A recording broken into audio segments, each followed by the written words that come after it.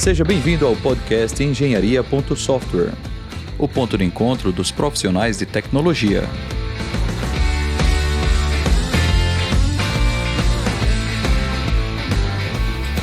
Olá, seja bem-vindo ao podcast Engenharia.software. Eu sou o Rodrigo Rebouças e esse é o episódio número 6. Neste episódio, nós vamos inaugurar um formato um pouquinho diferente, tá? Vamos, além do áudio, que você pode estar nos ouvindo aí através do podcast, nós temos também o vídeo, tá? Nessa edição. Gravar sobre vídeo foi uma das maiores sugestões que a gente recebeu na nossa promoção de Fale Conosco, que fizemos agora em agosto, né? Então, as pessoas perguntaram, por que vocês não gravam o vídeo? Aí eu pensei, por que não, né? E aí, Jordânia, que é a nossa convidada aqui, topou também inaugurar esse formato conosco.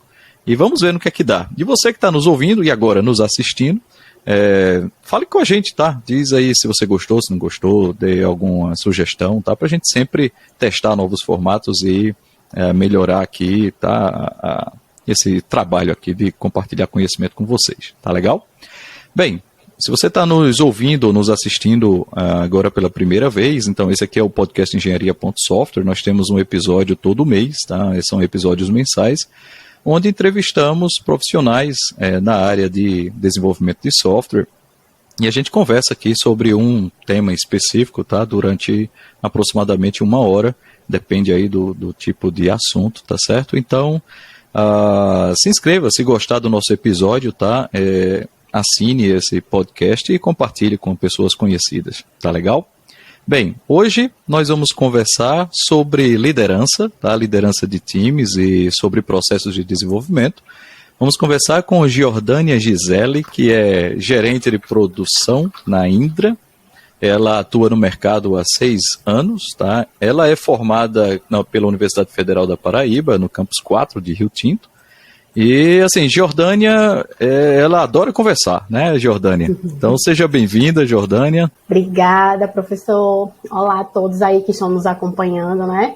Estou bem animada aqui, né, para esse nosso bate-papo aqui, essa nossa troca de experiências. A ideia aqui é, de fato, trazer um pouco do meu dia a dia aí, um pouco da minha jornada aí profissional, né, para vocês, e que a gente consiga compartilhar e trocar várias informações, várias dicas, e incentivar um pouco aí, né, quem vai estar nos acompanhando, e a gente quer, de fato, um pouco dos relatos posteriores aí de vocês, né? Então, vamos lá, tô bem animada aí pra gente conversar bastante.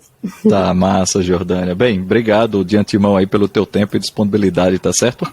Bem, vamos lá. Bem, Jordânia, fala um pouquinho aí da tua trajetória, né? Você, tu nascesse aonde? Tu és paraibana? Sou sim, nasci aqui em João Pessoa, né? Mas morei em Rio Tinto até os meus 24 anos, mais ou menos, que foi quando eu me formei, né? E aí, como bem você falou, eu estudei lá no Campus 4, fiz sistemas de informação, sou da turma de 2009, do tempo do aquário, para quem for da minha turma que estiver escutando aí esse podcast. E me formei em 2014, né? Colei grau em 2015, foi no comecinho de 2015. Na universidade eu já, assim, passei por todas as fases que muitos de nós devemos ter passado também. Comecei vendo todas as cadeiras de programação, e aí chegou um momento que eu disse, não, programação não é para mim, o que é que eu faço? E aí foi quando eu comecei a pagar a disciplina de engenharia de requisitos, na época, modelagem de dados, aí eu disse, é por aqui. E aí fui aprendendo um pouquinho dessa parte aí que envolve todo o ciclo de desenvolvimento, né, todo o processo de desenvolvimento. Depois conheci banco de dados, inclusive foi minha área no TCC, do meu estágio no meu TCC, então eu aprendi muito, inclusive na prática também. Saí da universidade querendo entrar na área de banco de dados, porém, acho que um mês depois de eu colar grau, mais ou menos, eu fiquei sabendo da seleção lá da residência de software da Motorola, né, que é pela UFPE. Sim. Então eu vi, eita, vai ter a seleção, vou me inscrever. Estava inclusive viajando de férias com minha mãe, tinha acabado de me formar, estava naquela fase ainda, né, e aí eu disse, vou me inscrever aqui nessa seleção. Já tinham colegas, né, ex-colegas de turma que já estavam lá, inclusive, eu disse, não, vou me inscrever e vou ver no que é que dá. E aí saiu lá meu nome selecionado junto com outros colegas. Então fomos, né? Só fui, assim, na universidade eu nem tinha visto muito, de uma forma muito ampla, o que seria a qualidade de software, né? A gente vê nas disciplinas, mas não é aquela vivência no dia a dia. Então, a residência em software, especificamente em testes de software, foi onde me abriu esse mundo, assim, eu pude conhecer muito e aprender muito, sou muito grata a essa experiência lá na residência de software, e foi através dela, né, fazendo uma linha do tempo, foi através dessa residência que eu pude ter a oportunidade de começar lá em 2016, já na Indra, como analista de testes júnior na época, né? Então, foi minha primeira experiência de mercado. Entrando aí para o mercado, a gente vem com aquela questão de expectativa versus realidade, né? A gente sai da universidade com um pensamento, aí vai para a residência, que ainda é naquele clima de universidade, né? Por ser, de fato, dentro de uma universidade. E aí a gente vai para o mercado. Aí, opa, aqui a pegada é diferente, prazo, toda aquela pressão do dia a dia, como que né, na época a gente tinha aquela pressão de realmente testar o produto, deixar o produto com a melhor qualidade possível e passar por várias esteiras de teste. Então, nessa minha experiência aí, nessa minha primeira passagem na Indra, foi como analista de testes, né? Então, pude aprender muito. Então, você já começou na Indra na área de qualidade de software, não é isso? Isso, exatamente. Certo. Comecei na área da qualidade de software, né, com testes funcionais. Certo, e aí eu fazendo passei, testes. Eu pude conhecer muito do produto nessa época. Certo. Acho que essa foi a minha primeira experiência, conhecer muito do produto. E do processo, eu aprendi aos poucos. Aí, saindo da Indra, acho que já no finzinho, eu passei 11 meses nessa minha experiência. Certo. Fui chamada para ir para uma outra empresa, e aí como analista de requisitos. Aí já fui entendendo e conhecendo um pouco mais, não só do produto, mas também do processo, porque além de documentar o que o produto precisava, eu tinha que passar por todas as fases do desenvolvimento, desde a concepção lá atrás, entender o que o cliente quer, trazer essa linguagem de uma forma mais traduzida para fazer esse meio campo com a equipe de desenvolvimento e garantir a qualidade lá na ponta, né? Então, aí eu pude conhecer não só o produto, mas também vivenciar ali no dia a dia o processo de desenvolvimento de software. Então, aí eu passei 1 ano e 4 meses, né, nessa outra empresa. Só que lá, além de analista de requisitos, eu tive experiências de liderança informais, mas tive, por exemplo, eu auxiliava o gerente de projetos, eu liderei por um tempo a equipe de QA lá, né? Então, eu implantei um pouco do processo do Scrum. Então, esse esboço de Scrum lá na época, né, 2017, aí, vamos fazer uma daily, vamos ver como é que a daily funciona. Aquela questão que, inclusive, a gente nem chamava tanto de daily, era de stand-up, era todos em pé fazendo a reunião diária. E aí, depois a gente foi deixando isso mais leve, mais informal, né? Vamos fazer uma daily, vamos colocar aqui uma retrospectiva para a gente ver os altos e baixos aqui dessa sprint, vamos começar a fazer essa dimensão de sprint. Então, a gente foi começando a implantar aos poucos, já nessa outra empresa, e aí, quando eu voltei, eu passei 1 ano e 4 meses lá, né? Quando eu voltei, eu já tinha essa bagagem, não só do produto, mas também do processo. E já sabendo, já tendo essas noções básicas do Scrum. Foi quando, em 2018, finzinho de 2018, eu voltei para a Indra. Retornei para a Indra. E aí é onde começa o meu mundo aí na liderança mesmo, né? Voltei como analista de requisitos também, mas era uma equipe maior para um cliente gigante. E aí, eu acho que 4 a 5 meses depois desse meu retorno, eu recebi o convite, né, do meu gestor na época de liderar essa equipe que era, porque assim, o time tinha uma equipe que era desde uma pessoa e uma equipe de São Paulo. Então, o pessoal de São Paulo era liderado por pessoas de São Paulo e estava faltando alguém para liderar o pessoal daqui de João Pessoa. E aí o meu gestor falou, você quer liderar essa equipe aqui? Não era uma liderança técnica, pois já tinha um líder técnico mesmo, né, de melhores práticas de desenvolvimento e tal, melhores padrões, mas sim fazer o time se organizar, né? Aí eu disse, vamos. E aí era em torno de 12 pessoas na época, incluindo devs, QAs, tinha um ex também. e foi onde eu comecei a conhecer tudo, porque primeiro o cliente era difícil, então a gente tinha que entrar na cultura do cliente, entender como era o cliente, trazer ele para o nosso processo, e aí tentar também, a gente escolheu como a metodologia na época o Scrum, né? E aí tentar também deixar o Scrum adaptável para a realidade do cliente, porque a gente sabe que na teoria tudo funciona perfeitamente, mas no dia a dia aí uns projetos são bem mais difíceis que outros. Então esse era o nosso desafio diário, fazer com que o ágil funcionasse, mas também não saindo tanto da casinha, né? Para que o cliente entendesse e pudesse aos poucos entrar um pouco no nosso processo e fazer o time seguir também a esteira do ágil. E aí foi quando eu disse, é isso aqui que eu quero. E aí eu me tornei, mesmo que assim, naturalmente, uma Scrum Master. Não foi nem que eu fui para ser Scrum Master, eu me tornei.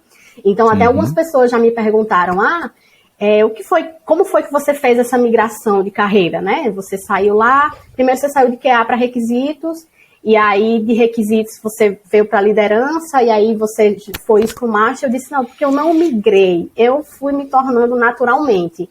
Eu não pensei em ir para ir. Eu fui, quando eu vi eu já era, e aí eu fui me aperfeiçoando, né? E aí foi muito bom, foi um leque. Com esse leque, com certeza, vários desafios, né? Mas... Essa trajetória que você passa aí, Jordânia, ela é até interessante. Muita gente que está nos ouvindo, né? Vários alunos muitas vezes me perguntam, né? Me procuram dizendo assim, professor, eu não gosto muito de programar, né? Então eu gosto de banco de dados, eu gosto de gestão, de gerência de projetos, né? Eu gosto de liderança. Aí eu costumo, né, dar o seguinte pitaco. Aí você me corrija, né? Mas se eu estiver errado. Mas assim, em geral, cargos de liderança, eles exigem um nível de senioridade, né? Assim, um nível de experiência, né? Você precisa ter alguma experiência para começar a gerir pessoas, né? É pouco provável que alguém entre numa empresa com o primeiro passo já liderando um time ou gerenciando. Inclusive, acho que não é nem bom para a carreira da pessoa, porque como é o tipo de atividade que exige experiência, você assumir esse tipo de cargo sem experiência pode gerar situações bem complicadas, as pessoas, estresse ou coisa parecida, né? Entendeu? Enfim. Então, assim, é muito comum as pessoas, né, entrarem, né, baterem na porta sendo desenvolvedores, né, ou desenvolvedoras, né, então começar programando e também começar, quer dizer, aquelas pessoas que às vezes não têm a afinidade ou a paixão por codificar em si, né, gostam também da área de testes, né?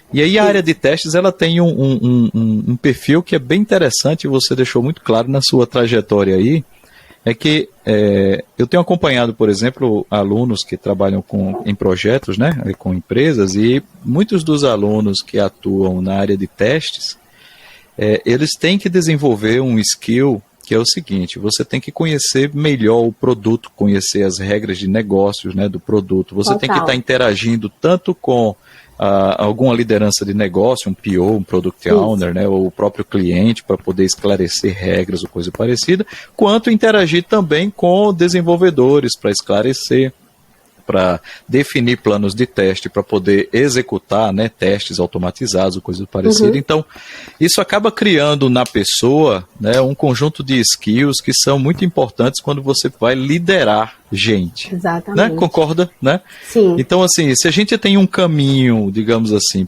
como desenvolvedor ou desenvolvedora, para que você cresça na área técnica, né?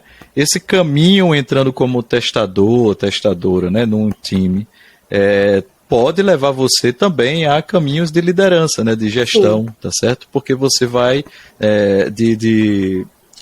acho que até o próprio perfil de analista, né, de gerência de time, de product owner, né? Eu conheço outras pessoas que também seguiram esse caminho, começaram como testadores, analistas de teste, né?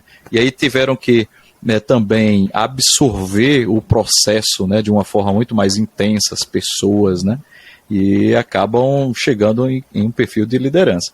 E assim, Jordânia, tu tens um skill muito legal, que é o skill de comunicação, né? Então, pronto, assim, você é uma pessoa bem comunicadora, né? Eu estava com essa palavra aqui para eu não esquecer de falar dela, porque isso. É a palavra-chave, na minha visão, é a skill-chave para quem planeja, pretende, quer seguir, ou como até esse meu caso que eu estou relatando, entrou assim, né, de forma natural, para quem quer gerenciar um time, seja ele de 1 ou de 10 pessoas, você precisa saber se comunicar.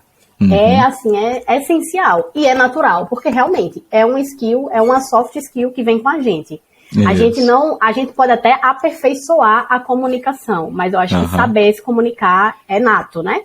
Então, é uma skill-chave. Você estava falando e eu estava com comunicação na cabeça, comunicação, porque eu tenho 99% de certeza que foi isso que me fez ir por esse caminho, sabe? Então, desde a ponta lá do QA que você estava falando, a gente precisa saber se comunicar, tanto com a parte técnica. Porque, assim, quem é desenvolvedor aí que está nos ouvindo sabe, é uma linguagem bem diferente, a linguagem do desenvolvimento para a linguagem de negócio. Então, quem está nesse meio campo precisa permear bem pelos dois universos e saber levar um para o outro. Então, é isso que faz o QA.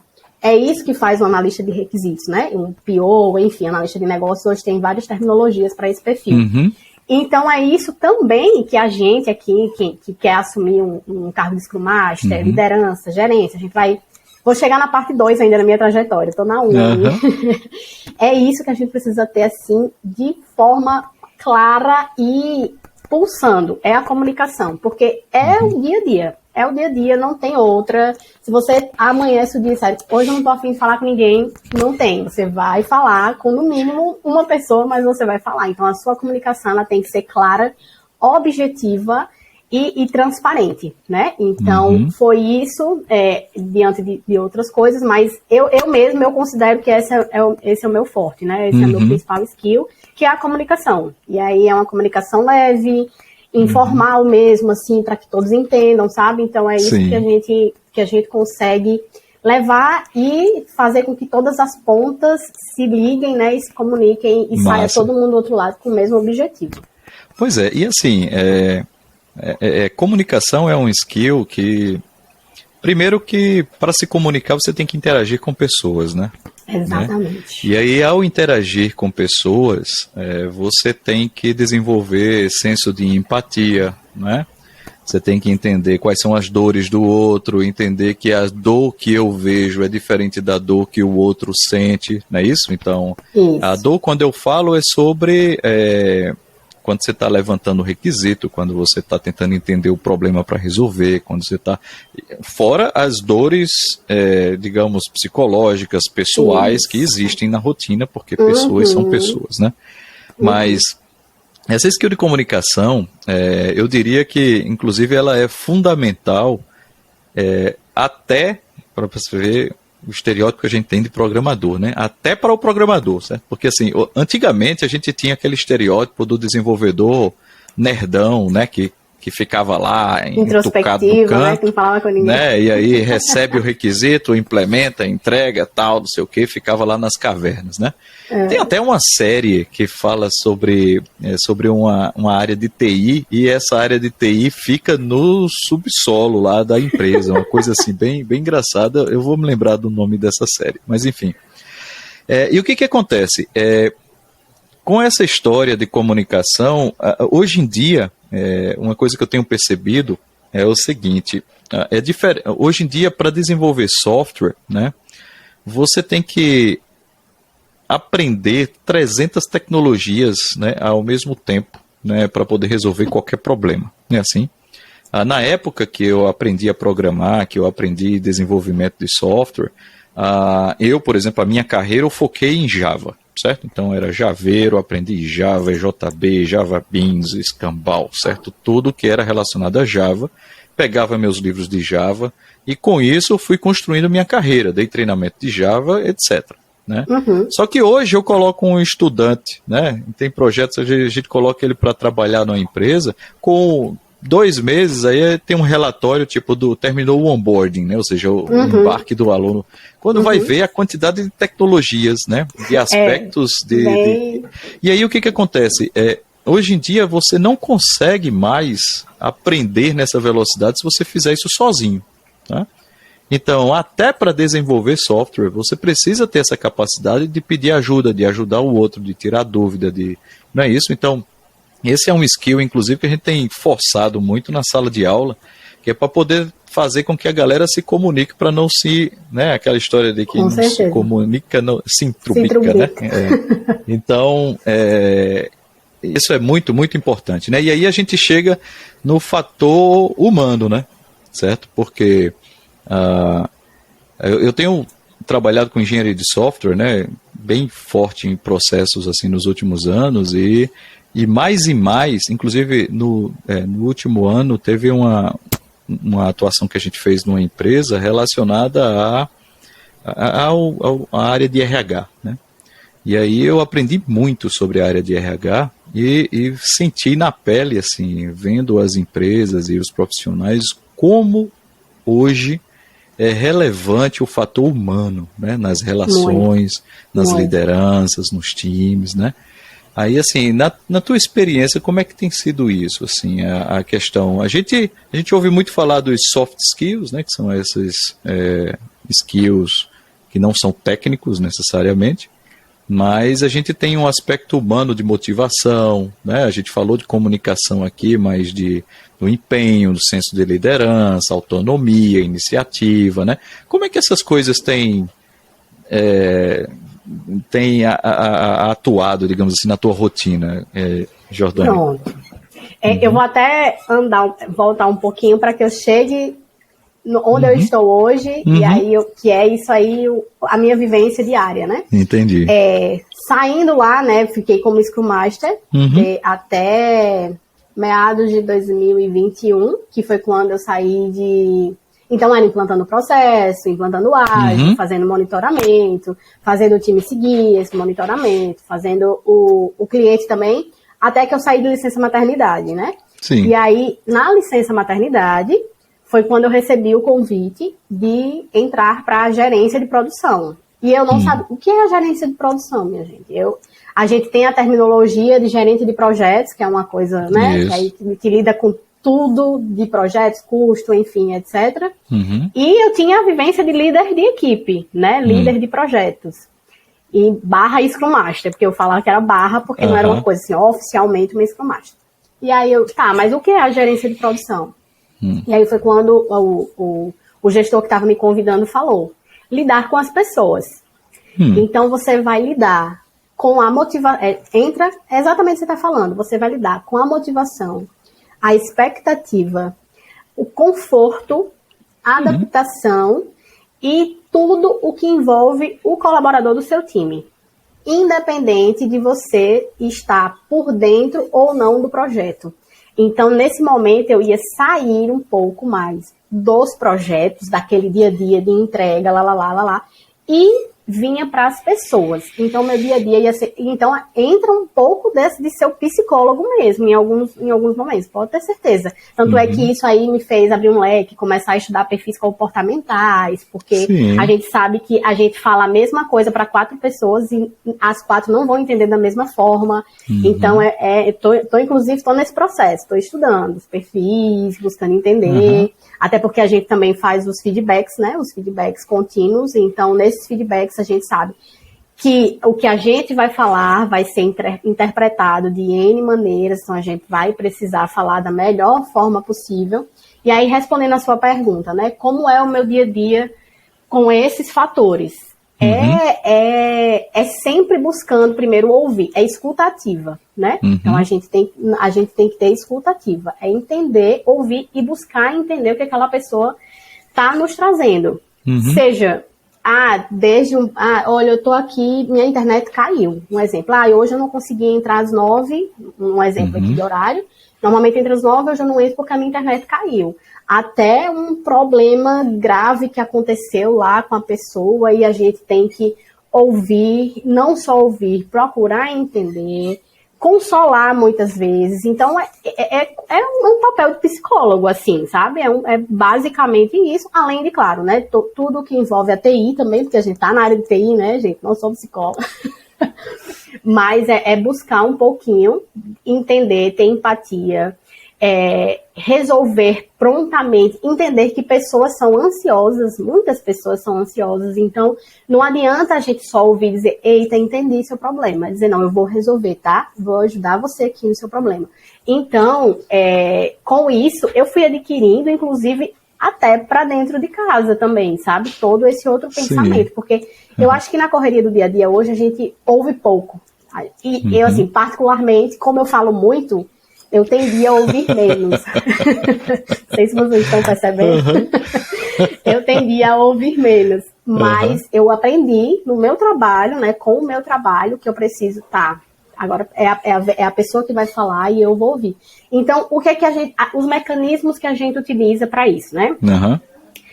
Além de todos os acompanhamentos diários que diariamente a gente tem com as pessoas, todos os colaboradores, tanto um a um, né, de uma forma menos frequente, porque a gente sabe que nem todo dia a gente dá para se reunir com todo mundo, como de uma forma conjunta. Então, nessa reunião conjunta, eu inclusive faço provocações, né, no bom sentido, para que uns compartilhem com os outros, porque às vezes o que eu estou passando, o outro tá lá, que nem é do meu time, né, da squad, que a gente chama aqui, que nem é da minha squad, tá passando também. E eu posso ser um facilitador para o outro. Então, eu faço isso, além de centralizar em mim várias coisas que dá para eu resolver e tal, e sempre buscar ouvir. Então, eu acho que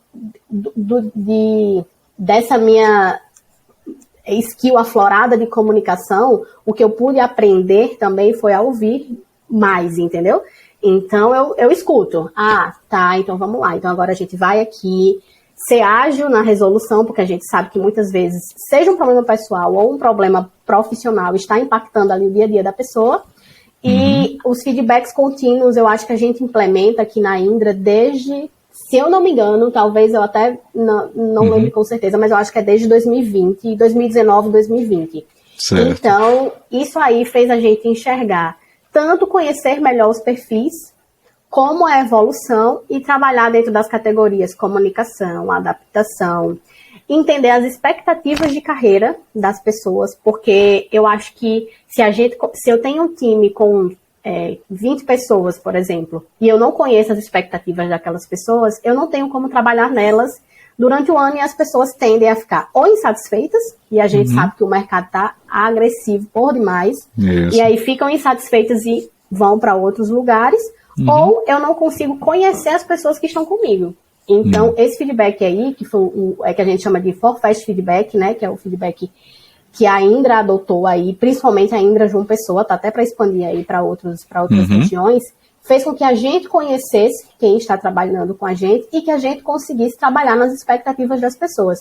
Uma vez que a gente tenha isso alinhado, né, com o acompanhamento diário, seja ele em conjunto ou individual, eu consigo entender muito mesmo, conhecer até de forma pessoal as pessoas que estão comigo e prever ou prevenir possíveis insatisfações, sabe? Então, com a minha forma de falar, mais a escutativa que eu acabei adquirindo, eu acho que eu consegui bastante conhecer as pessoas que estão comigo e que vão estar aí, né, no decorrer da minha trajetória. Entendi.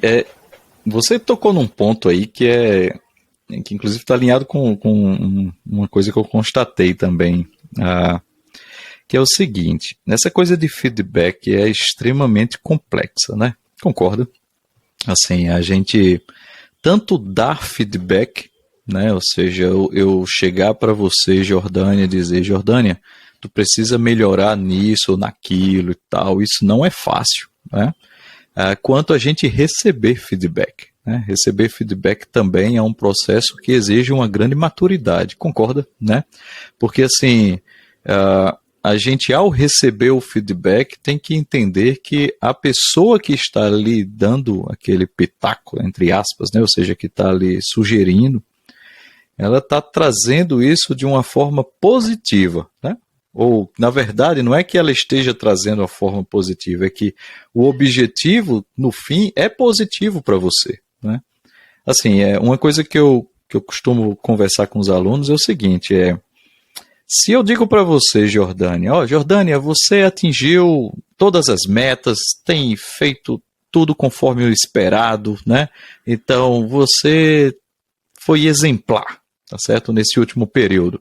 Ótimo, é bom, né? Um feedback assim, um feedback positivo. Só que esse feedback te coloca no lugar onde você está, concorda? Te diz assim, Jordânia, você está atendendo às expectativas, superou as expectativas, legal, né?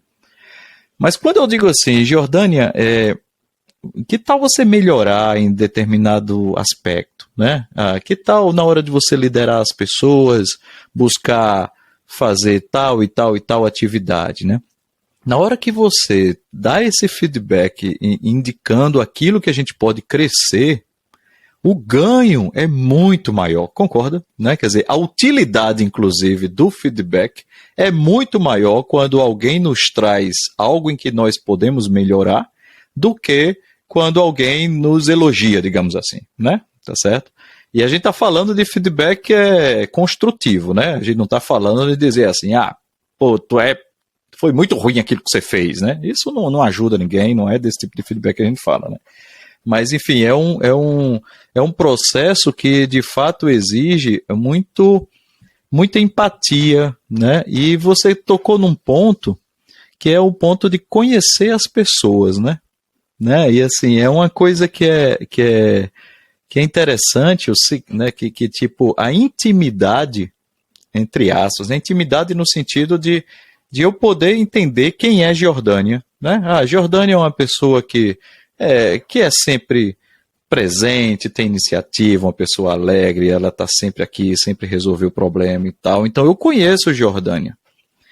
Já que eu conheço Jordânia, quando ela de repente passa por maus bocados ou não está numa situação legal, porque eu conheço Jordânia, eu consigo entendê-la, não é? Né?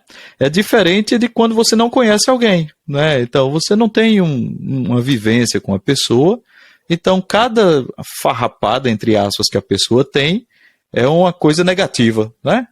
É assim? Então, assim, conhecer as pessoas é uma coisa assim, extremamente importante na nossa relação profissional de desenvolvimento de software, de condução de processo de desenvolvimento e tudo mais. Agora, tem um ponto que aí eu queria ouvir, né, você. A gente está agora num mundo muito remoto, né? Não é isso? Quer dizer, com essa história de pandemia, praticamente todas as empresas de software se separaram, se distribuíram as pessoas, está todo mundo em home office, né? E manter esse estado de conhecer as pessoas, de entender, né, da presença, da conexão humana, isso é um desafio realmente grande, concorda? Como é que vocês estão vivendo isso assim na rotina, essa coisa da distância? No começo, né, a gente tomou um choque, porque era o presencial ali de segunda a sexta-feira, com várias trocas, enfim, até descontrações mesmo, lanches, etc. Tinha aquele contato humano, né? E aí vem a pessoa aqui que quase não gosta de conversar, de ver pessoas e tal, de estar ali sempre interagindo. Agora vou estar interagindo aqui pelo meu computador, né? Então, foi um choque, assim. Só que eu acho que, além do choque, foi um descobrimento, né? E aí não só para mim, eu tenho certeza que para todos que entraram aí no mundo do home office, de saber que eu posso, porque eu não me considerava, inclusive, uma pessoa disciplinada. Eu não sabia, na verdade, assim, eu não sabia que eu era disciplinada sem que eu estivesse no ambiente de trabalho. Eu dizia, não, eu acho que se eu não trabalhasse aqui presencial, eu acho que eu não teria muita disciplina, porque eu vou me distrair com a minha casa, eu vou querer, sei lá, fazer alguma coisa na cozinha enquanto eu tô trabalhando. Eu pensava isso, né?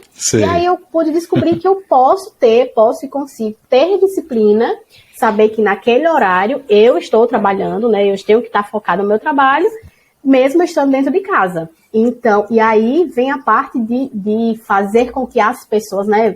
Eu como uma líder, né? Como uma pessoa ali que está à frente de times, fazer com que as pessoas tenham essa disciplina. E aí, quais foram os mecanismos naturais que eu usei, né? Não impor, primeiramente, fazer com que a pessoa entenda que essa disciplina, ela tem que vir inicialmente dela. Então, assim, eu não sei o que é que as pessoas... hoje a gente já não bate mais ponto, tá? Antes a gente batia ponto, entrava lá na ferramenta, batia ponto de entrada, de saída, horário de almoço. Então, tinha que ter esse controle. Hoje a gente já não bate mais, mas a gente pode perceber que, independente disso, a pessoa que sabe que seus compromissos no trabalho começam às 9 horas, ela está lá disponível. Independente do que ela faz, da hora que ela acorda até a hora dela entrar no trabalho. E manter essa comunicação ativa. Claro, vez ou outra a gente tem alguém que se ausentou e não falou, e aí a gente depois vai perguntar, né, por que foi assim, tal, ó, avisa antes, que fica tranquilo, tal, tudo mais.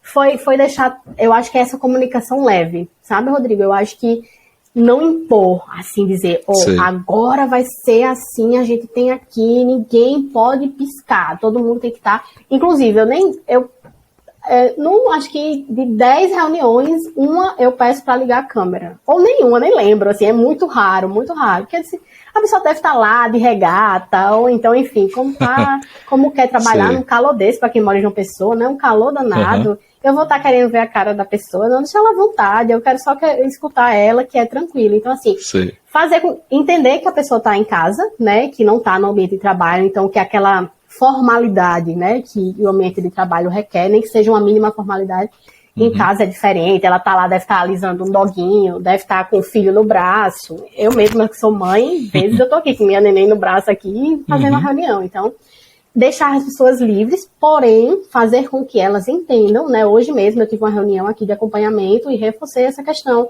da disciplina com relação a estar presente quando for solicitada. Mas eu acho que é muito da forma que você leva isso, sabe?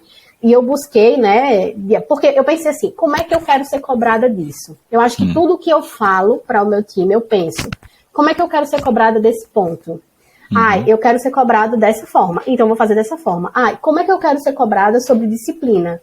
Não, eu quero que cheguem para mim, me alertando de alguma forma, né, Vem, avisa antes, se acontecer algum problema, avisa com certa antecedência, do que impor. Porque eu acho que quando a gente recebe uma ordem, né, e aí recebe uma ordem de uma forma impositiva, a gente primeiro trava, aí faz, eita, agora eu não posso mais, eu tenho que pisar em ovos aqui, porque senão eu vou levar uma chamada, e levo também comigo, né, e aí pra vida, eu acho que é elogio em público e corrija, entre aspas, no particular.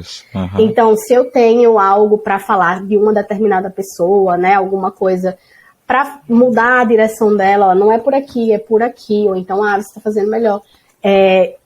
Tem pessoas aí que estão, porque como eu tenho as squads de desenvolvedores, e eu também sou o gerente de produção, né, como eu falei, tem Scrum Masters que eu acabo também supervisionando, né? Eu supervisiono diretamente. Então, se eu supervisiono um líder que já lidera outras pessoas, eu acho que ele é a pessoa, se ele ouvir esse podcast, ele vai ouvir, ele é a pessoa que eu mais cobro. Só que eu tento cobrar de uma forma leve, né, de uma forma com que ele entenda qual é o papel dele, a autonomia que ele precisa ter e tudo mais, sem eu estar impondo isso para ele, porque eu acho que se eu imponho isso, ele trava. Então, essa forma de lidar com o remoto, no início todo mundo teve um choque, não só eu, todo mundo, mas eu acho que com o tempo a gente foi todo mundo se alinhando, não vamos fazer, se tinha uma reunião das 9 horas, a gente sabe que tem as pessoas que entram das 9h10, às 9h15, vamos botar às 9h30, vamos mudar aqui esse horário, porque aí a gente sabe que todo mundo está presente. Se você não pode, se acontecer um problema de conexão, a gente sabe que tem muito isso, né? Se acontecer um problema de conexão, ou caiu energia, alguma coisa, sem problema, só avisa antes. E aí a gente foi traçando esse caminho. Hoje todos, sem exceção, sabem os horários das reuniões, sabem os compromissos. A produtividade não mudou com relação a isso, apesar de a Indra, né, ela não é full home office, ela é híbrida. Então, porém, a gente, como gestor, a gente tem a autonomia de querer que o time vá quantas vezes quiserem. Se o gestor quiser ir uma vez por semana, vai. Se o gestor quiser que o time vá uma vez por mês, vai. Entendi. Então, eu optei para ficar mais flexível nesse ponto, porque meu time aqui dá para eu ir tocando de forma remota, mas vez ou outra a gente está indo lá para a sede, né? Mas com o tempo, eu acho que os 3 primeiros meses foi aquilo ali, organizando a pra casa, todo mundo, né? que ia pra lá, e todo mundo com medo também, né? Isso. Então, foi bem difícil para todo mundo, tenho certeza que foi difícil para todo mundo. Mas com a comunicação leve, fazendo todo mundo estar ali interagindo, tanto é que a gente conversa de outra, claro, não nos momentos da dele, tá, gente? Eu sou Scrum Master também, eu sei dos time box das reuniões, mas a gente, nessas reuniões de acompanhamento que não são dos projetos, das entregas, a gente começa a conversar de outras coisas, porque é a forma de aproximar, né? Então, se tem um acompanhamento que eu sei que vai ter todo o time, a gente começa a flexibilizar essa comunicação. Então, em suma, eu acho que os 3 primeiros meses foram mais desafiadores, depois a gente começou a encontrar mecanismos. E hoje a gente trata isso de forma bem natural, assim. Hora ou outra que alguém escapole ali, aí a gente vai, chama, conversa, é só avisar antes, pra gente não esperar. Às vezes o cliente tá esperando um retorno e não tem e tal, tudo mais. Aí foi ficando tranquilo aí com o tempo. Hoje massa. Então, tranquilamente. Você falou que é híbrido, né? Eu ia comentar sobre a questão de como manter realmente a integração da equipe, né, do time. Então, eu imagino que no caso de vocês, vocês como têm encontros presenciais, né, vocês executam atividades regulares, assim, atividades de descompressão, né, atividades que envolve realmente, assim, com o objetivo de integrar os times. Como é que funciona isso? A Indra, né, a Indra ela tem ações, inclusive, ela tem ações externas, tanto treinamentos, workshops. Inclusive, nesse sábado aqui, ela teve ações de limpeza, né? Que foi acho que foi o Dia Mundial da Limpeza. Então, essa e outras ações, elas são ações, de fato, para que a gente se aproxime, né? Não só que a gente resulte, né? Por exemplo, se a gente vai para uma ação de limpeza, a ideia é que a gente realmente limpe o ambiente. E se a gente vai para os treinamentos, para o workshop, é para a gente realmente aprender, né? Adquirir conhecimento. Mas essas são as formas que a Indra encontrou de fazer com que a gente se aproxime, porque cada encontro é uma aproximação e todo mundo está interagindo e tem os coffee breaks e a gente vai conversando e tudo mais. Nos times, né, o que a gente faz aqui, a gente tem encontro, alguns meses são quinzenais, alguns meses são mensais. E aí a gente busca levar todo mundo para a sede, aí faz um café da manhã, ou almoça junto, ou compra lanche na tarde. Então, uma forma de ter uma hora que todo mundo vai para a copa, assim, conversa assuntos aleatórios. E as squads em si, que já são mais, como se diz, elas já são mais próximas, né? Integradas, elas acabam conhecendo as outras squads e interagindo também. Então, é bem bacana. E aí eu, como gestora, a gente tem encontros semanais lá, 2 vezes por semana, né? Com outros gestores. Então, essa troca de figurinhas, de experiências entre os gestores também é excelente. Porque eu hoje, assim, quando eu estava só home office full, né? Eu senti, eu confesso, eu senti um pouco de falta de pelo menos estar um dia na semana interagindo. Primeiro, porque eu acho que eu gosto muito de conversar mesmo, né? E segundo, porque eu acho que para mim flui muito, sabe? Para mim, eu particularmente. E eu não cobro que o time tenha essa mesma visão que eu tenho com relação a isso. E aí, quando a gente começou a ter essas reuniões 2 vezes por semana de gestão, né? Onde a gente conversa com outros gestores lá da nossa torre, que a gente chama, a gente aprende demais. A gente ajuda, né? Porque às vezes o problema que um gestor está tendo, a gente tem a solução ali, já passou por algo parecido, e a gente aprende. Porque a gente está ouvindo várias perspectivas, é muito bacana. Muito massa. E assim, quando é no presencial, você consegue naturalmente, né? As pessoas se encontram lá no coffee break, né, na salinha do café, e aí pessoas de times diferentes, né? Uma pessoa fica sabendo que um outro time está passando por dificuldade, aí puxa o assunto. Né? Então, assim, a gente naturalmente tem esse ambiente que acaba promovendo uma troca entre equipes, né? Tá certo? Exatamente. Quer dizer, eu torço para um time de futebol, você torce para o time adversário, o nosso time jogou, e aí nós somos de times diferentes, de times que eu falo de squads diferentes, e a gente vai tirar uma onda um com o outro e acaba puxando o assunto sobre o próprio trabalho, né? Então, com certeza. E o remoto atrapalha bastante isso, né? Concorda? Quer dizer, essa comunicação e troca de experiências entre equipes, né? Isso é um problema que a gente tem percebido, né, nas empresas, E a dificuldade de criar realmente mecanismos que consigam promover isso, né? Quer dizer, a gente estava até atuando numa situação onde a gente promoveu umas reuniões, ambientes de trocas de experiências, né? Então, tipo, olha, uma vez por semana, uma vez a cada 15 dias, alguém de um time vai lá e faz um seminário, mas não um seminário formal, tipo, é um momento aberto, é como se fosse um ambiente onde todo mundo se reúne e puxa um assunto e começa a conversar, e trocar uma ideia, e aí o outro, dá pitaco, aqui também, a gente também tem esse problema e tal.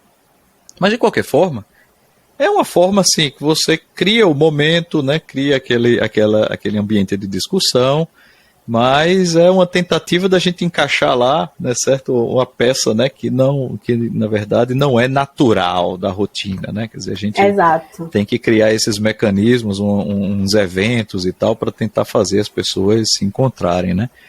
Isso. E aí uma coisa que eu tenho sentido também, Jordânia, e eu queria até ouvir tua opinião também, é exatamente o seguinte, da mesma forma que está faltando, ou a gente tem até uma certa dificuldade de promover essa interação das pessoas, né, essa comunicação, porque elas estão remotas, né, e tal, a gente tem um outro aspecto que eu tenho certeza que você sente isso na rotina do seu time, que é a dispersão das pessoas, né?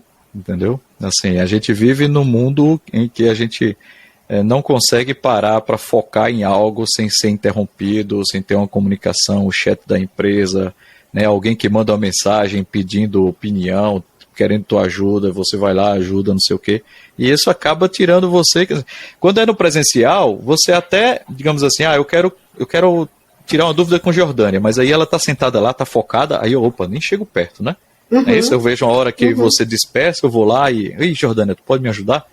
Mas aqui no remoto, não, eu estou aqui e, eita, será que Jordânia sabe a que horas é a reunião da tarde? Aí eu pego e mando a mensagem, aí, plip, né, acaba acendendo lá uma notificação para você, né?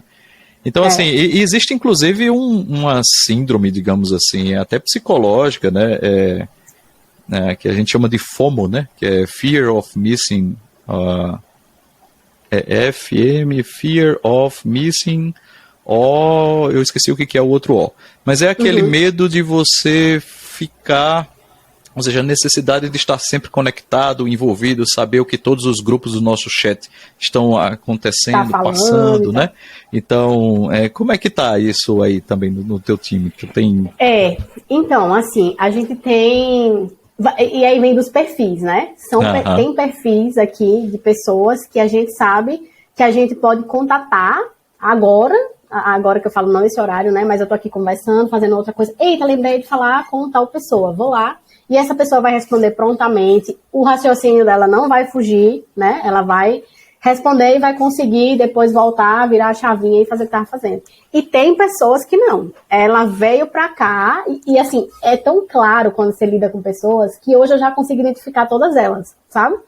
E aí, tem pessoas que se a gente falar aqui, ela demora para responder, aí vai, responde, perde o raciocínio lá e acaba não respondendo nem aqui direito, nem lá mais. Então, esse tipo de pessoa eu procuro não. Se eu não agendar previamente, assim, a gente já preza fazer isso com todos, né? Fazer as agendas prévias, não chamar ninguém de última hora, principalmente quando a gente tá remoto, a gente não sabe o que a pessoa tá lá. A gente imagina que a pessoa esteja fazendo tal coisa, mas a gente não sabe, né? Então, eu prefiro muito, inclusive eu prefiro ser contatada com agendas prévias, claro. Não com meus clientes, com minha gestora direta, porque eu sei que eles vão falar comigo ali e eu não tenho um problema com isso. Mas reuniões que a gente sabe que vai ser demorado e tal, eu prefiro agendas prévias. E aí eu priorizo também isso. Mas claro, a gente sabe que tem momentos que a comunicação tem que ser ali, né? Na lata. Eu tô falando, a pessoa tem que me responder. Isso. Então, eu vou preparada para esses dois tipos de pessoa.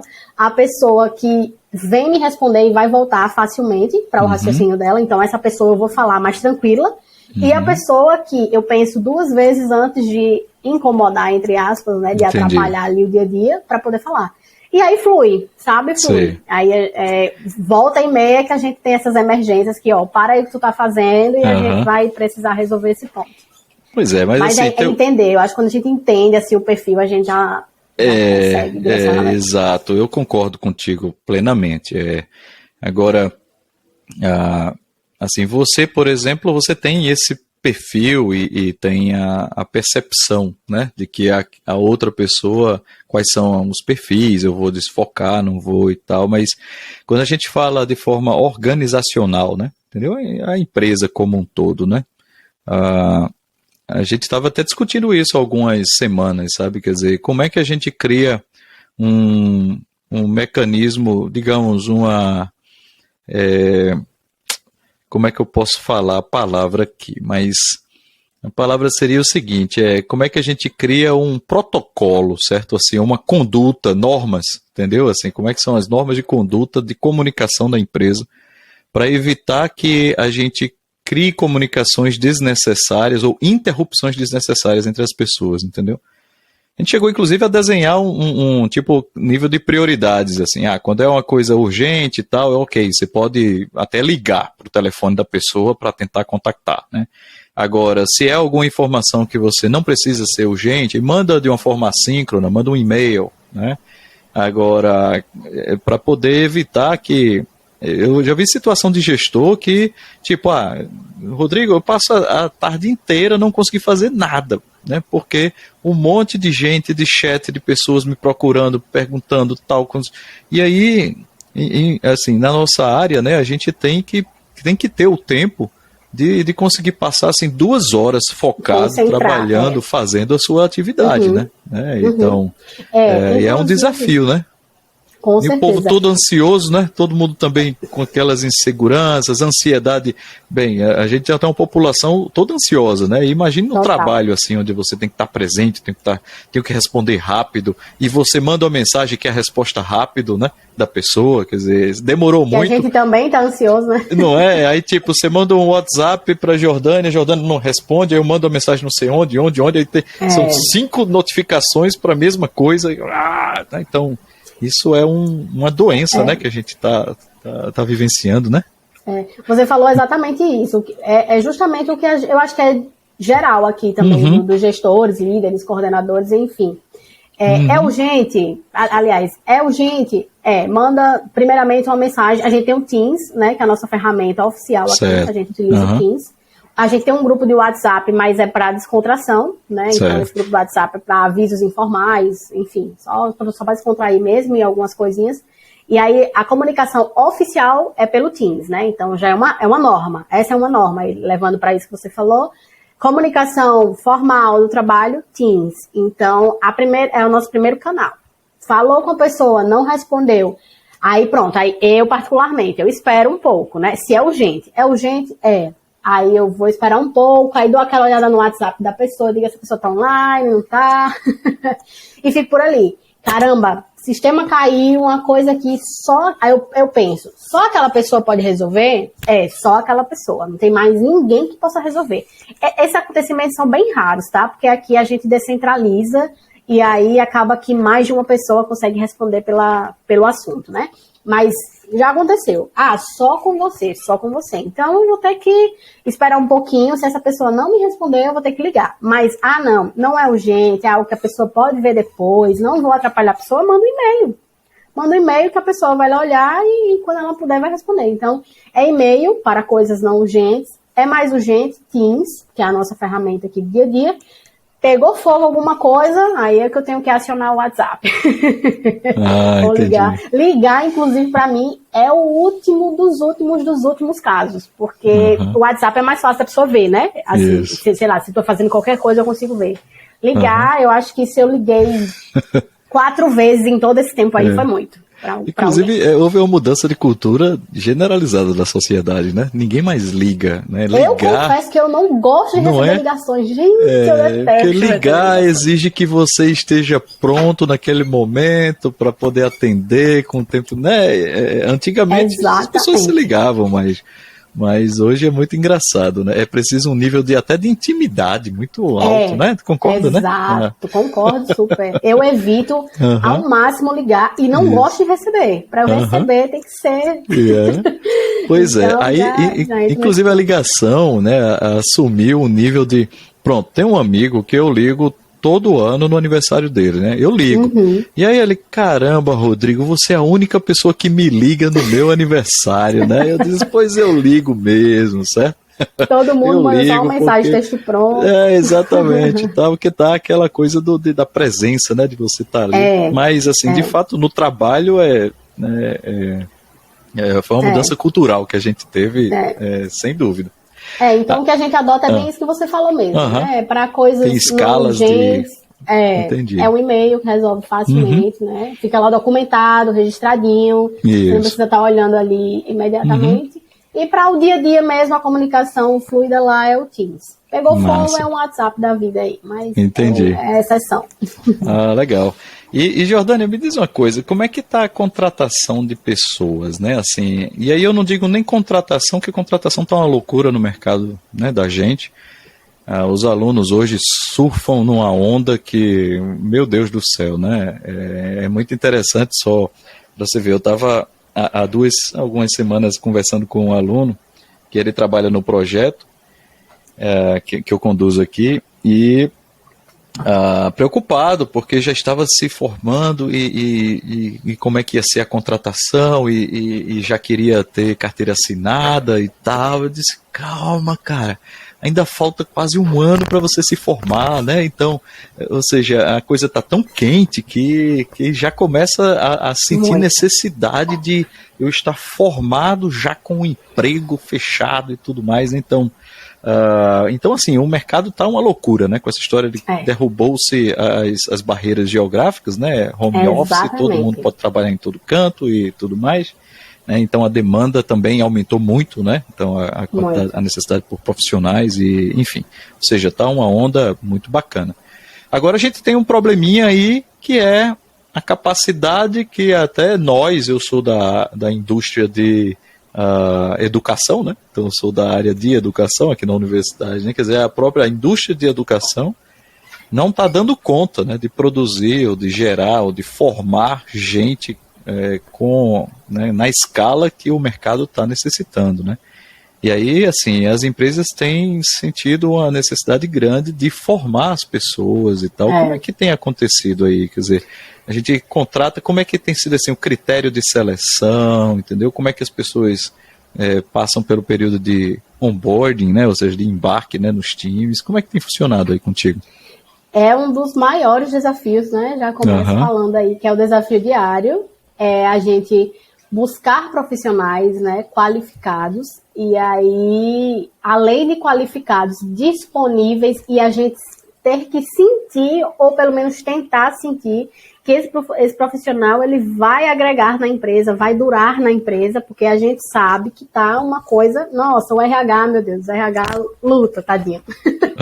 E aí, não só, o desafio é de não só contratar, é de manter esse profissional, porque a gente sabe que LinkedIn tá ali, ó, os desenvolvedores, nossa, gente, perfil Java é ouro aqui, a gente chama do perfil ouro, porque é muito agressivo. Hoje ele entra ali como júnior, daqui a 6 meses a empresa quer como pleno, com mais um ano ele tá como sênior, e vai, é uma loucura. Então, dentro desse desafio, né, e aí a gente tem um trabalho em conjunto com o RH de captar esses profissionais, né, o RH faz todo o trabalho deles, você até falou que conhecia um pouquinho do mundo, então sabe como é que o RH trabalha aí no dia a dia, né, e a gente de tentar fazer essa triagem, porque às vezes chega até em quantidade, mas será que essa quantidade ela está equiparada com a qualidade que os nossos clientes estão esperando? Então a gente aqui enquanto gestores tem que fazer esse meio campo. Beleza, eu recebi aqui 10 currículos, aqui o profissional ele tem conhecimento em 10 tecnologias, full stack, não sei o quê. Então a gente preza por alguns critérios. Quais são? Primeiro, é um profissional que de 3 em 3 meses está mudando de empresa. RH, por quê? Você perguntou ao profissional, alguns traz N motivos, porque a empresa X, né, fez tal coisa e tal. Mas esse é um ponto nosso muito de atenção. Inclusive, a gente recebe essas orientações na hora de contratar. Prestem atenção. Mesmo ele sendo muito bom, ele pode ser muito bom. Você quer contratar? Contrata. Você tem autonomia para contratar. Mas prestem atenção se esse profissional ele está andando muito. Por quê? Fez com uma empresa, vai fazer com outra empresa, né? Não tem uma questão de compromisso, né, ou de se manter muito tempo dentro de um ambiente, né? Entendi. Uhum. Exatamente. Outro ponto, né? Hoje a gente sabe que aí para TI, né, não é necessário mais você, para ser contratado, necessariamente já estar formado com diploma em mãos. Então aí pode vir pessoas cursando um ensino superior, um tecnólogo, enfim, né? Entendi. E aí, ou então autodidatas, pessoas que não são mais formadas. Mas a gente precisa ter um cuidado com essas pessoas, porque a gente sabe que não passou por uma formação completa. Alguns estão concluindo, e esses que estão concluindo, a gente tem um cuidado também para flexibilizar o término, né, das aulas dessa pessoa. Então a gente tem que alinhar muito até com o cliente que vai receber esse colaborador e dizer, ó, esse aqui está concluindo aqui, então a gente sabe que horário X e Y ele dedica para concluir as aulas dele. E para os que são autodidatos, porque existem profissionais muito bons que não necessariamente terminaram ali uma graduação, ficou em andamento e tal, um tecnólogo da vida, por N fatores, mas a gente precisa treiná-los, porque a gente sabe que eles vão precisar de uma mentoria, né, um pouco mais direcionada.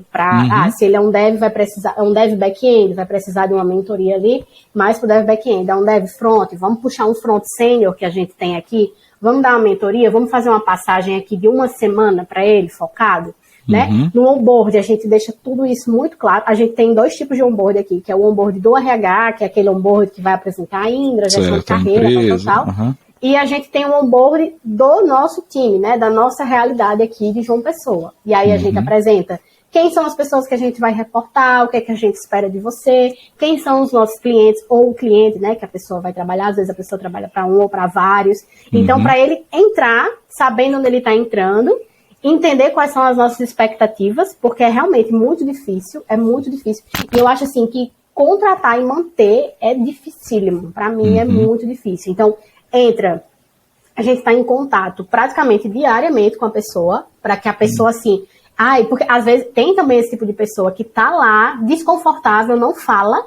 Sim. Aí se a gente não tá lá, e aí, tá tudo bem? E aí, ó, como é que tá e tal? Essa pessoa chega aí, ó, recebi uma nova proposta, tô indo para uma outra empresa, e a gente não sabe nem por quê.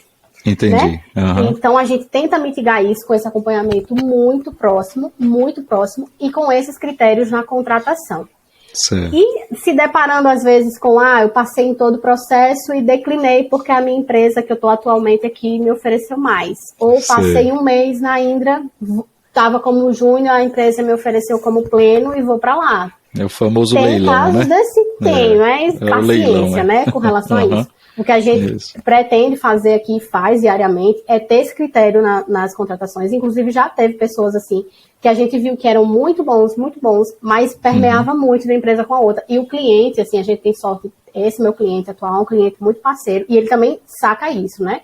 Então, ele falou, vamos contratar, mas vamos ficar ligado aqui, porque essa pessoa tá andando demais nas empresas. Então, vamos fomentar com que ela fique, né, e se sinta parte da Indra. Então, a pessoa tem que ter o sentimento de que pertence à empresa, de que pertence ao time.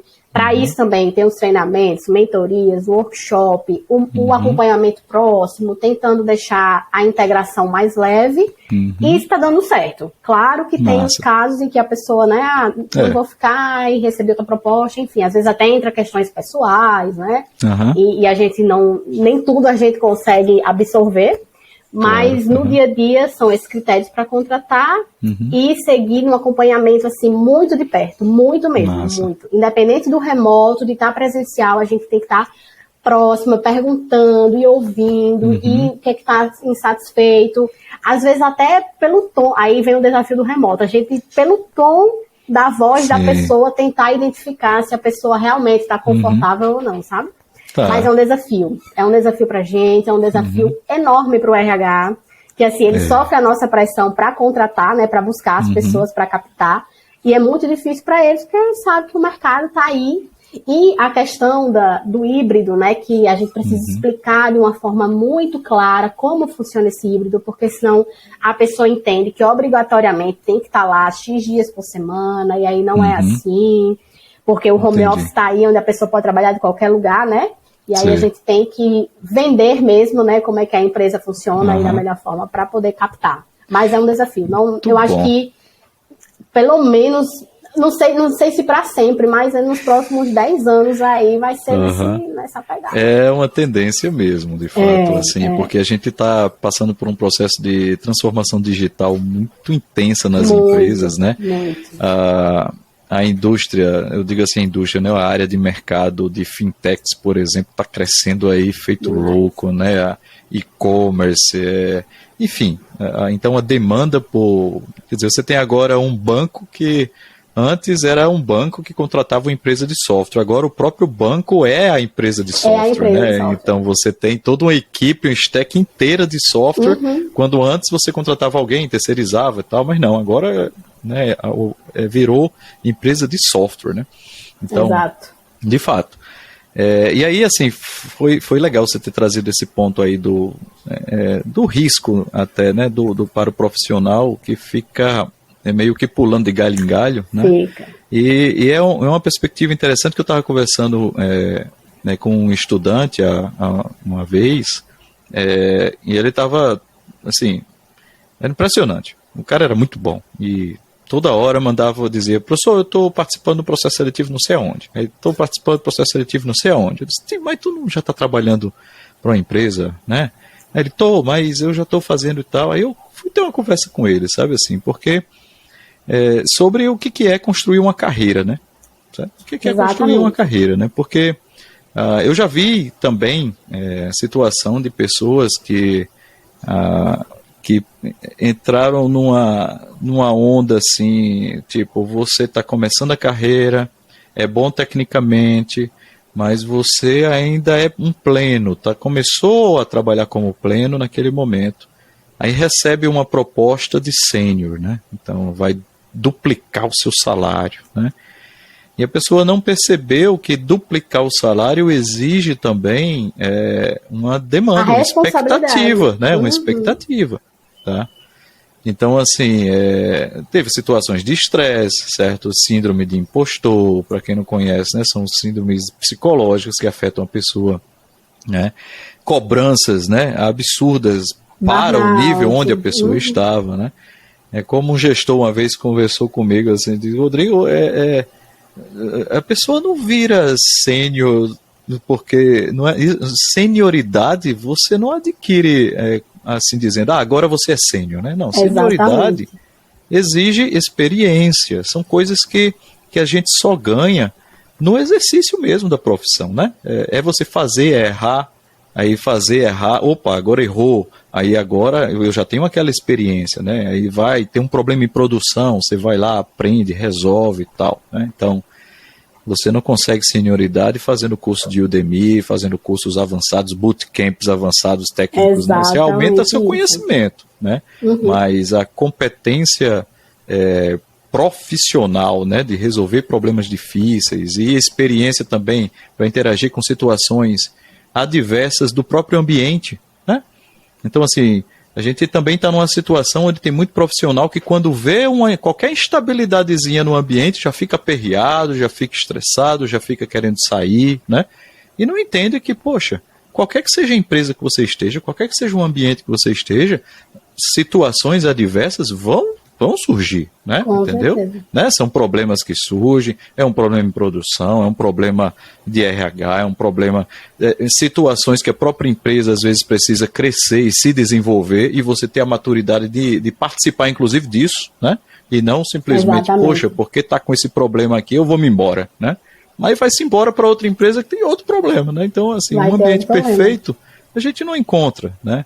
Exatamente então, isso. Essa coisa de pular de galho em galho, né, esse oba-oba, que é fantástico, é muito bom estar no mercado onde você publica curso de Udemy no LinkedIn, né? E recebe um monte de propostas, isso é muito bom, né? Mas é bom que cada um tenha a ciência, a noção do que significa crescer na carreira, né, entendeu?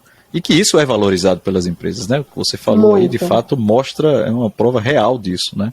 Exato. Então, e aí a Indra, ela eu acho que não só a Indra, mas as outras também, porque a minha experiência é muito forte na Indra, ela está citando muito aqui, né?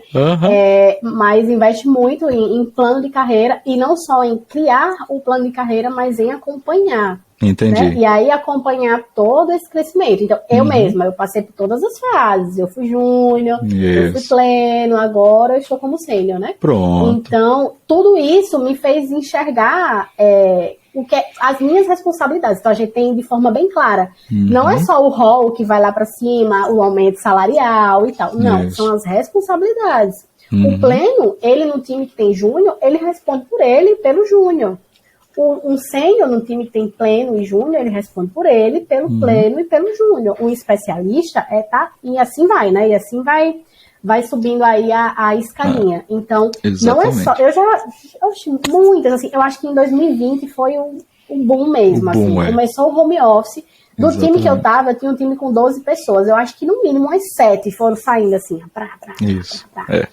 Tudo bem, a rotatividade foi muito alta. A gente faz as contrapropostas, tenta convencer e tal, mas tá bom, quer ir, mas a responsabilidade vai aí triplicar, não é só o seu salário que triplica não, viu? Exatamente. A responsabilidade aumenta junto. E aí entra tudo que você falou, a pessoa não dá conta, porque não tem a experiência.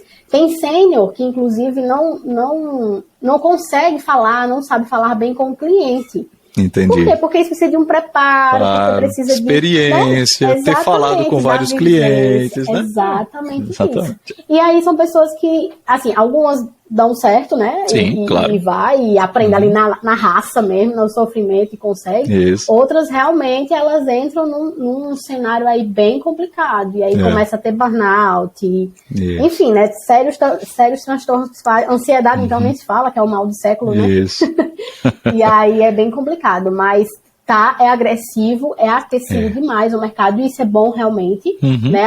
A gente sabe que a pandemia não nos afetou, né, diretamente, assim, pelo contrário, teve empresas que saíram crescendo e lucrando aí muito mais. Só que tem a questão da sustentabilidade de tudo isso, né? Uma coisa é esse crescimento exacerbado ali, e em um ano eu virei sênior e agora eu tô ganhando, enfim, já fiz várias coisas. Outra coisa é, isso vai me sustentar daqui a uns 10 anos? Entendeu? O meu plano de carreira, até onde eu vou chegar, né? Até onde eu vou chegar. E até onde eu vou chegar bem. Porque você chegar lá trupicando não é muito bom, não. Até onde eu vou chegar de forma sadia, né? De uma forma mais serena. Tudo bem que quem é de TI tem não tem 100% do juízo no lugar, não. Exato. Mas a gente trabalhar de uma forma mais leve, né? Mais tranquila e sustentável. Eu penso dessa forma, né? Então, quando eu vou contratar, até uma dica que você deixou bem claro aí para os meninos que estão, né? A galera que está se formando, buscando o primeiro emprego e tal, ou que já tem o primeiro emprego e quer mudar de empresa, pensa, será que eu não consigo aprender mais um pouco onde eu estou? Então não, realmente eu já esgotei minhas possibilidades aqui, já fui para todos os lados e realmente chegou a hora de eu fazer essa migração. Porque não é só salário, gente, não é só salário, não é só o status lá de ser um sênior, vem toda uma responsabilidade junto, vem toda uma carga. Então você tem que ter realmente preparo para isso, você tem que ter preparo, independente da área que você é, seja desenvolvedor, seja um tester, seja um analista, um gerente, um líder. Então você tem que ter a vivência antes de assumir tal papel, né, tal cargo, tal rol, tal progressão. Porque senão você às vezes até sai do outro lado, mas é de uma forma bem mais difícil, bem menos tranquila. Muito bem, Jordânia. Pois, bem, acho que nosso tempo já se foi, tá? Fantástico. Esse assunto aqui a gente pode ficar conversando aqui, né, o dia inteiro, se fosse preciso, né? Mas, enfim, bem, eu queria só... Realmente acho que a gente vai encerrar, né? Eu te agradeço demais, tá? O teu tempo aqui e pergunto assim, você teria, só para fechar, alguma dica sobre carreira, alguma mensagem que gostaria de deixar para as pessoas, tá certo? Que estão nos ouvindo aí, para a gente fechar o nosso episódio? Eu tenho, né? Assim, eu acho que até pelo pouco que eu vivi, né, com relação a isso, a gente sabe que a área de TI ela é muito ampla, muito abrangente. Inclusive, ela recebe também, e ela está conectada com outras áreas. Então, a gente escuta várias pessoas falando, eu vim da administração, eu vim da área bancária, eu era um designer, imigrei, enfim, a gente escuta vários relatos dessa forma, e isso é muito bom. E dentro da própria área de TI, a gente tem muitas áreas. Então, assim, se puder, né, vivencie o máximo delas, ou se você desde cedo já tem eu quero ser um desenvolvedor e quero ter minha carreira de desenvolvedor, migre, estude, seja de forma direta ou indireta, seja engajado, participe de workshops, treinamentos, seja online, seja presencial, faça network, esteja ligado ao que as empresas esperam, ou se você quiser ser um empreendedor e montar a sua própria empresa, que aí eu acho que vai para o outro lado aí, né? Isso. Mas eu acho que busque sempre estar, a gente sabe que a inovação e tecnologia andam juntas, então busque sempre estar atualizado. E para quem já está no mercado, para quem já está na área, busque sempre estar crescendo, né? E trazendo pessoas como você. Eu acho que isso é bem importante, porque para eu conseguir hoje estar onde eu estou, né, na área de gerência, eu escutei muitos gestores, então eu peguei feedback de gestores. Então, se você está lá como um desenvolvedor e quer almejar, seja uma área de um tech leader, seja um arquiteto, um especialista lá de software, né? Então, ouça e busque pessoas já com essa experiência, vá se inspirando, vá tentando subir degrau por degrau. Eu sei que todo mundo aqui tem a gente tá com a ansiedade aí na nossa cara, né, no nosso dia a dia. Mas tenham paciência, vão tranquilos, vão com calma. Busquem, mesmo que a gente abranja o todo, a gente sabe. Eu acho que é importante a gente saber um pouquinho, ter as noções de cada área, mas fixa numa área aí e tenta seguir fazer uma carreira nela. Porque você vai ser a referência, né? Ou você vai pelo menos estar adquirindo a referência naquela área específica. Seja ela para a área de gestão, seja ela para a área de liderança, para uma área mais técnica. E trazendo aqui para a minha vivência de gestora, de líder, eu acho que é entender e ouvir, como eu já falei lá no início, né? Eu acho que se você tem uma escuta ativa, se você é um bom comunicador, já são skills ali que você já está bem encaminhado, só está faltando o aperfeiçoamento das outras áreas, porque liderar é isso. As pessoas têm você como referência em algo, né? Então, para você ser referência em algo, você realmente tem que passar esse lado bom para as pessoas. Então, se eu quero ser uma boa referência, eu preciso passar esse lado bom para as pessoas. E como é que eu faço com que as pessoas me reconheçam como referência? Eu preciso entendê-las, eu preciso ouvi-las, eu preciso saber me comunicar com elas, eu preciso entender cada perfil, né? Ou pelo menos tentar. A gente sabe que é difícil, não é fácil entender as pessoas, gente. É mais fácil entender uma máquina do que entender pessoas, a gente sabe disso. Mas a vivência, o tato, o cuidado com a palavra, eu acho que isso vale para a vida, né? Não é nem só na área profissional. Então, se você tem isso e quer almejar essa liderança, só se aperfeiçoa e aí vai lendo sobre processos, lendo sobre liderança. Eu confesso, inclusive, Rodrigo, que assim, as minhas principais referências foi, de fato, no meu dia a dia. Sabe? Eu já li livros de gestão. Na época que eu estava como Scrum Master, eu li livros de Scrum, né? Para entender como funciona o processo. E é bom a gente trazer essa bagagem. Mas eu acho que a vivência, ali, você aprender, é no dia a dia com pessoas. É ouvir os gestores que já têm mais experiência que a gente. Saber ouvir os feedbacks, que eu já também recebo feedbacks, né? Então, saber ouvir os feedbacks, extrair o melhor de tudo isso e tentar implantar nos times e em conjunto. É parceria aqui. Não tem um indo na frente e os outros atrás, não. É lado a lado. Né? Eu acho que essa é a mentalidade para que tudo dê certo. Bem. Uma aula de liderança aqui com Giordânia, tá vendo? Fantástico. Muito obrigado, viu? Muito bom e parabéns, viu? Assim, isso nos dá um orgulho, sabe, Giordânia? Um orgulho de ver, assim, os ex-alunos, né, gente que esteve aqui com a gente, né, digamos. Hoje aqui a gente está no home office, mas nesse caso aqui, que viveu aquela realidade. Você falou do aquário, né, as pessoas podem não ter pego a referência no início. O aquário, pessoal, era uma sala que a gente usava uma casa, né, uma construção dentro de uma fábrica lá em Rio Tinto, e o campus ainda estava sendo construído, e essa casa tinha essa construção, né, tinha uma sala de aula que era rodeada por paredes de vidro, né, e todo mundo conseguia ver quem estava do lado de fora e tal, e a gente chamava essa sala de aula do aquário, né, e tal. Então, quando eu cheguei em Rio Tinto, em 2010, ainda tinha essa construção. Esse prédio, inclusive, era tão antigo que caiu e teve problema e tudo mais, mas é uma história, né, então fantástico. Parabéns, viu? Muito obrigado novamente, tá? E eu acho que é isso aí. Tá certo? Então, pessoal, se você gostou desse nosso formato, desse episódio e tal, compartilhe, tá? Manda algum feedback lá pelo Instagram, tá certo? Pelas redes sociais, tá bom? Pra gente saber se está dando, né? Se estamos fazendo aqui um trabalho que está agradando ou não. É isso aí. E esse trabalho é um projeto de extensão da Universidade Federal da Paraíba, que eu coordeno, tá? E a gente tem, na equipe, né, que trabalha aqui no engenharia.software, temos algumas pessoas que ajudam aqui no backstage, né? A gente tem a edição de áudio com o Matheus Albuquerque, que é aluno do curso de Comunicação e Mídias Digitais na UFPB. A arte e design de tudo bonitinho que vocês veem é de Ravena Cardins.